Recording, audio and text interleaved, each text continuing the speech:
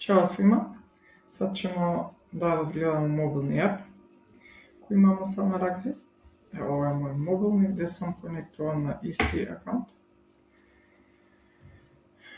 Prvo nešto kada otvorimo app gledamo koliko prodaja smo imali danas i koliko prodaja smo imali zadnjih 7 dana. Sada sljedeće nešto, ukoliko imamo zakup gledamo koliko sobi su nama slobodni koji krene sljedeći 15 dana i koliko su bukirani.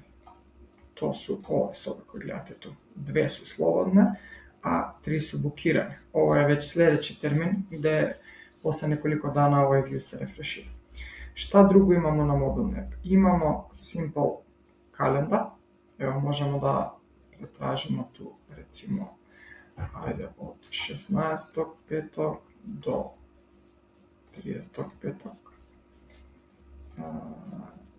Daj mi sve moje sobe. Evo vidimo iste sobe, samo tu imamo kratak pregled šta je slobodno, šta je bukirano. Evo drugi sobe u drugi termin.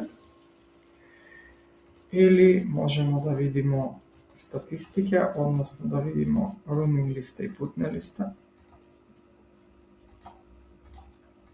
Ovako to. Vidimo koji su smjesteni u koje sobe, koje putnike. Ovo je dosta korisno za neko ko radi na teren, predstavnik ili vodič. Ili možemo da vidimo i putna lista, kako ne bi printali sve. 23. Evo, vidimo da imamo na polazak 2 putnika sa sopstveni prevoz i 4 putnika sa autobus. Gledamo koji su putnike i na vraćanje gledamo da je ista konfiguracija. Ili možemo da vidimo i cash flow, odnosno koliko treba da se doplati. Ajde da vidimo ovako, od 16. do, samo za ove rezervacije, do 30. Ovo je samo inflows, odnosno to radi sa pretraga unazad, a ovdje treba da vidimo, eto, cash flow values, koliko bi skupili mi kada su sve aranžmani direct inflows prodati.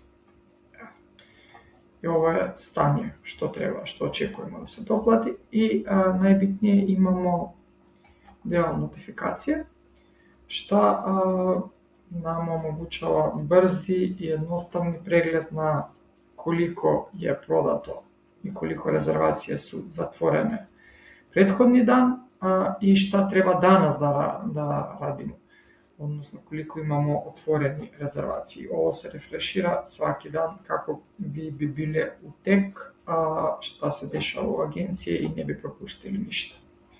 To je to mnogo na kratko. Aplikacija je dostupna na Apple Store ili ukoliko koristite Android mi šaljemo link gdje možete da to preuzmete. Hvala puno.